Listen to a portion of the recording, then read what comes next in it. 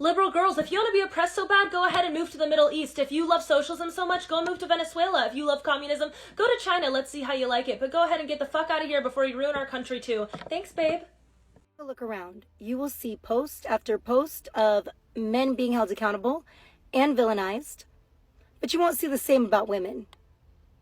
There is enough room in this world for both genders to have allies and support. Women are not the only victims. Men are victims too. Not all men are bad. Not all men are trash. It's completely fine to support men. Doesn't mean that you don't support women. But men deserve to have women in their corner as well.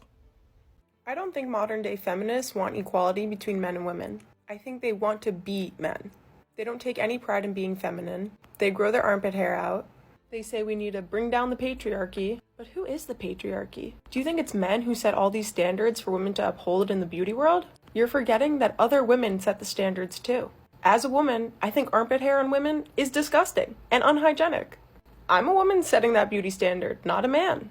I also think a woman should pride herself on being a good mother and taking care of her family in the home. Not to say that you can't have a job at the same time, but no one can do what a mother can do, and you should be proud of that, not want to destroy that.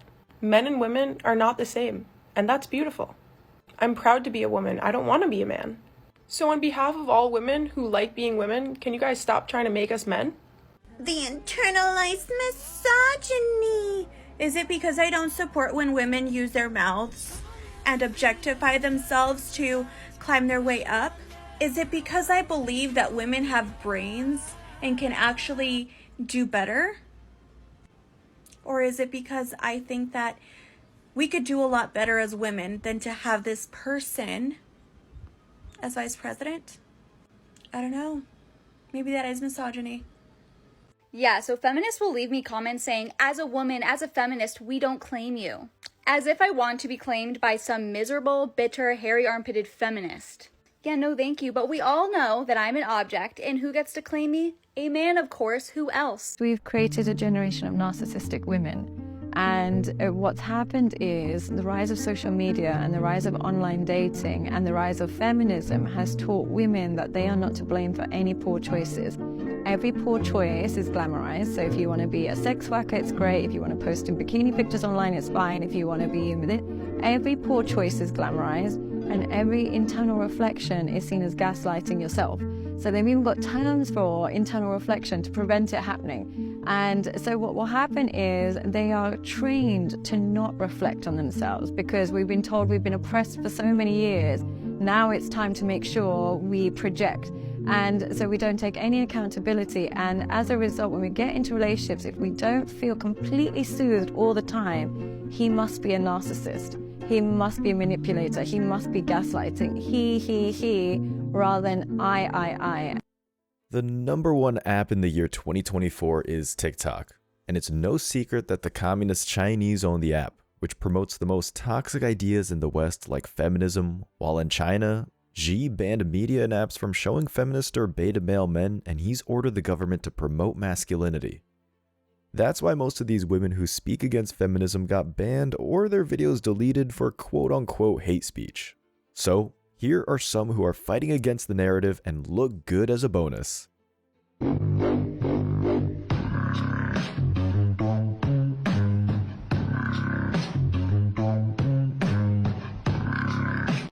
Speaking about looking good, a majority of feminists hate pretty women, as most attractive women can easily get into a long-term relationship. While these dog-faced feminists cry men are sexist for not wanting to date someone who looks like a man. By the way, this influencer is a college golf player, so she has talent as well. Thing is, I think there is a gender war going on right now. Feminism, third wave feminism, is killing this country. It is taught to avoid saying brainwashed all women to hate men and to fear men. Because at the end of the day, guess what? Capital profits off of my fear. And as a woman, if I fear men, or if I'm afraid, period, then they can profit off of that. There's a gender war because men are the underdogs right now. And I'm not sure if anybody else is seeing this, but men are the ones being told, you're evil, you're bad, you're feared, you're wrong, everything you do is wrong. Go and make money, or don't. We don't care because we don't care about you. And don't show any emotion. The problem is that the majority of young men in the world today are completely invisible. And social media has made them that way. For example, on Instagram, you have extremely beautiful women profiting, and that's great. But the only men who have followers on social media are men with status, men with expensive toys, cars, jets, houses, technology, men who are musicians, who are famous and already rich. Guys, but if you were a normal dude, you don't really exist in the social media world. It's very difficult to get a following. Nobody replies to your DMs, and you don't really matter. You don't have access to women, and it's very difficult to get recognition for your existence. And women are making a rise to the top. Society has over-feminized everything so much, and women are included all the time, which is fabulous, but people don't even realize that we don't have to tear men down to include women. Right, so why is there so much talk about male privilege? Good question. Well, because for the longest time, it was kind of right. You know, the feminist movement first started and we dealt with that. But now the roles are reversed. Women are the ones with privilege. We've been seeing more women in films, in business, and more women in power, which is great. The amount of job listings that I've seen, though, that specifically ask for women only is redonkulous. Our entire effort to hire more women, we've excluded men. But no one is ready to hear that, so. It is a war against men, and the longest time the women's movement was disguised as a fight for equality, despite most were happy being at home raising a family. Now the whole society, as she said, tears down men to make women supposedly equal. Job listings are now openly stating they want women, which is illegal, but because most attorney generals are too scared of the feminist backlash, so they look the other way. One of the top comments said, "Society has over-feminized everything so much, except for all the women who it has taught to not act feminine. Thanks for this. It's real." Another commenter noted, "Feminism was invented by the Gov. Why? To get women to work and be able to tax the other half of population? How empowering to have to work for 40 years so you can pay the government up to 50% of the revenue you earn." The rest of the comments are men simping for her. Modern women should take note. If they start acting womanly, there will be plenty of men who'd be interested in them. My body, my choice. That sounds great. Is it cool if I get tan this summer though? Oh, okay. Can I wear braids? Are braids okay? No? No. What about this mask that I'm forced to wear on my body? Is that, oh, that's not my choice? Okay. So, very selective to only killing human beings. Gotcha. When she asked about getting tans, it's because feminists now claim that a white person is cultural appropriating if they get a tan. Same thing with braids. There's a lot of Celtic traditions of women getting braids. But the my body, my choice feminists don't have history, and they want to control other women if it offends someone. And lastly, she points out that it's crazy how the feminists were the biggest supporters of the scamdemic. The obese my body, my choice crowd was the biggest demographic ordering other people to wear a mask or stay inside. Okay, I just want to point out that there is nothing wrong with being dependent on someone you love for something. Because the fact of the matter is that as human beings, we can't do it all on our own. I don't care how much of a baddie you think you are and how independent you may be, you are dependent on someone for something. Right now, in this phase of my life, I am mostly dependent on my husband for finances, and my husband is mostly dependent on me to take care of our children. And we're both dependent on God to give us life every day. We work together and depend on each other for different things, and in doing so, we are able to create a life that we wouldn't be able to have on our own. And that is what marriage is, and that is what family is, and it is wonderful, and it's not something to be embarrassed of or to be ashamed of. It doesn't make you weak. I'm so happy that I have someone that I can count on, someone who can help me and someone who I can help, and we can get through life together. There's nothing weak and there's nothing wrong with that at all. Men aren't running around on social media claiming they can run a business and be a mom too. No, they want a wife to stay at home and raise the kids, make the meals and clean because it's impossible to do it all. Businesses themselves are collaborations of a group of people all dividing the work to become as efficient as possible with the goal to turn out a profit. Check in on these single moms on social media. None of them are happy. They constantly complain how hard it is being a mom, yet at the same time flaunt they're strong and independent. Yet they date because they secretly want to find a simp to help with the financial burden of raising kids and the chores around the house. What is the balance of activating a force for change, but also trying to permeate that patriarchy, that power structure? I like to make men uncomfortable. I enjoy making men uncomfortable. It is important to be able to look into the eyes of a man and say, I am here, and recognize that. And recognize that I am working to bring something that makes you uncomfortable, and it should make you uncomfortable because you need to change your attitude. George Lucas would never. You want to know the problem with all of these new era Star Wars female directors? It fails to account for the fact that you already had strong female characters everywhere in Star Wars, and men and women alike loved them. Princess Leia, iconic. Ahsoka Tano, legend. Ahsoka Tano doesn't need to make men feel uncomfortable. She's just a badass by herself. That's it. No other agenda or ulterior motive. Padme, hello, didn't make men feel uncomfortable, except maybe a sexual awakening because she was freaking gorgeous, but also a badass. I don't understand the angle, the MO that Disney is trying to go for here, because A, you're not going to retain your original audience for Star Wars, but B, who is going to watch this garbage? Why don't feminists make up their own fictional stories instead of trying to make the ones men have made more feminist? And I guess Disney wants another massive tax write-off because no one is going to watch this crap.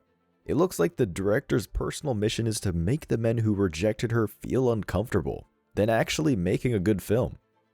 Top commenter said, does Disney even understand they're losing people across the whole board? I guess Disney won't care until the whole company goes bankrupt. If you're a father, the very least you can do is not support Disney or allow your kids to go to Disney World. Go hunting with your sons. Teach them some survival skills. Why can't Star Wars just be enjoyed by everyone? J.R.R. Tolkien, the author of The Lord of the Rings, once said, "Evil cannot create anything new. They can only corrupt and ruin what good forces have invented or made. Feminism is a tool to destroy society, and these hags are useful idiots." Cancel culture has gone too far. As of today, Victoria's Secret angels are canceled. Hot chicks who work out and take care of themselves and eat well, that's offensive now. And I'll tell you why this one really pisses me off, other than the fact that, I've aspired to be as confident as those women my entire life. I would look at them and be like, I want to be able to strut around in my underwear and some giant wings and be like, I'm here, bitch. That's confidence. It's the nonsense of it. You don't have to be inclusive when you're the best. We don't go watch sports games to watch everyone be inclusive. Here's Joe's dad on first, Mike's mom's on second. We're being inclusive. We want to see the best in humanity. We want to aspire to something. And if we're going to play silly logic, as seems to be happening, why, if everybody is beautiful, are those girls' bodies not beautiful? R.I.P. Victoria's Secret. Just like men aspire to be jacked like bodybuilders, hence why they go to the gym. For the longest time, women aspired to be fit and thin, until feminism took over the media. Not everyone can or should be a model, and the same as for athletes, rocket scientist, or doctor. Telling people white lies to not hurt their feelings does more harm than good because it sets them up for failure in life. All right, queens, you guys have been asking for this one. 5 traits that all men want in their woman. Here we go. Number 1, physical attraction. If you want to know one thing about men, it's this. They are absolutely visual creatures. I cannot stress that enough. A man of quality is going to want a woman who takes pride in her physical appearance. She doesn't necessarily have to be the most beautiful woman in the room, but she is going to be a woman that understands the importance of how she presents herself to the world. Number 2, cooperation. And this one is so simple. If you want a man that's a natural leader, you're going to have to know how to cooperate. He's going to want to see if you can be a partner, if you can be a team player. He's not going to want to fight with you over every single little thing. If you are stubborn, combative, closed-minded, and negative, a man of quality is going to find that extremely unattractive. A lot of us women get into the bad habit of making everything a battle. And if you want a man who is high quality, he is going to have way bigger things on his mind, like running your family in the right direction. He's not going to want to argue with you over what you are going to have for dinner. Number 3, to feel wanted. Don't get me wrong. He wants you to be fully yoked. He wants you to have a life. He wants you to have all of those things. And you can be independent. You can be a boss woman, but just make sure that you're operating in that feminine energy that makes a man feel wanted. He's going to love the fact that you have passions and interests in a life outside of him.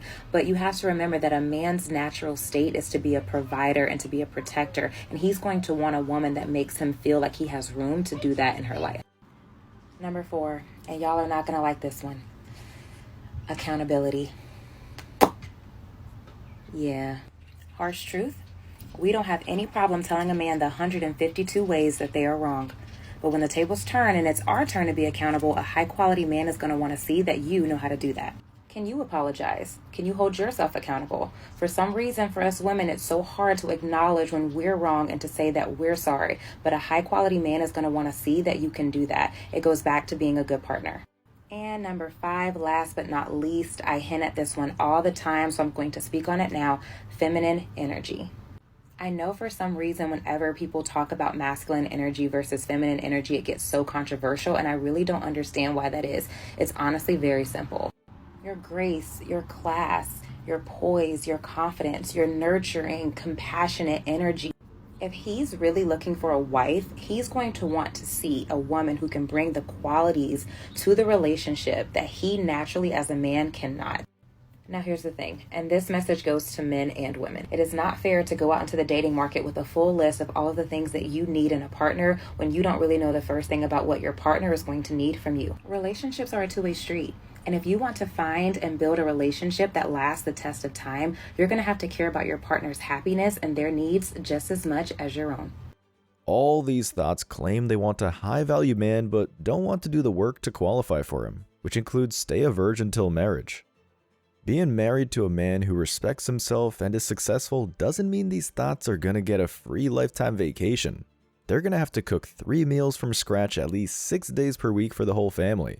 To these boss bitches, that's slavery, but they have no problem being personal chef for a rich family, 7 days per week for $50K per year.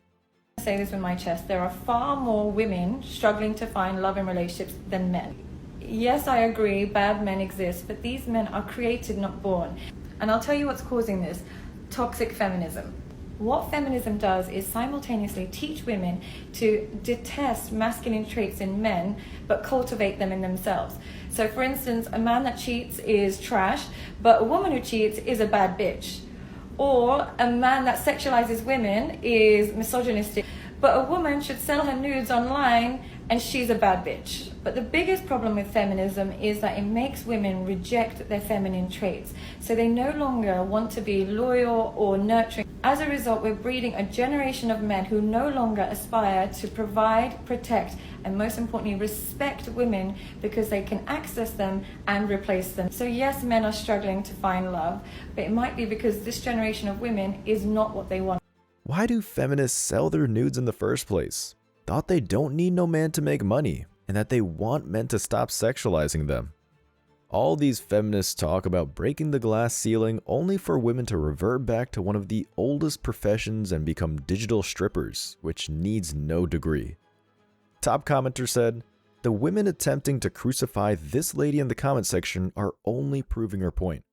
They won't address your points, only deflect and shame. Feminists will spend more time arguing with people than actually improving themselves." A jealous feminist comments, "Pick me, pick me." She's already married, so she's picked. Women know their worth and will no longer settle for low-quality men who are not deserving of their loyal and nurturing. That's the problem. Modern women think they're too good for a regular relationship with a great guy, which is why most feminists will die alone. As always, I wish you tremendous success. Now it's your turn. What do you think? Let me know your thoughts in the comment section below. Remember that if you leave the best comment, you'll get $5. Thank you so much for watching. If you found value in this video, hit the like and subscribe buttons, ring the notification bell so you don't miss out on future uploads, drop a comment, and share it. See you in the next video. Till next time.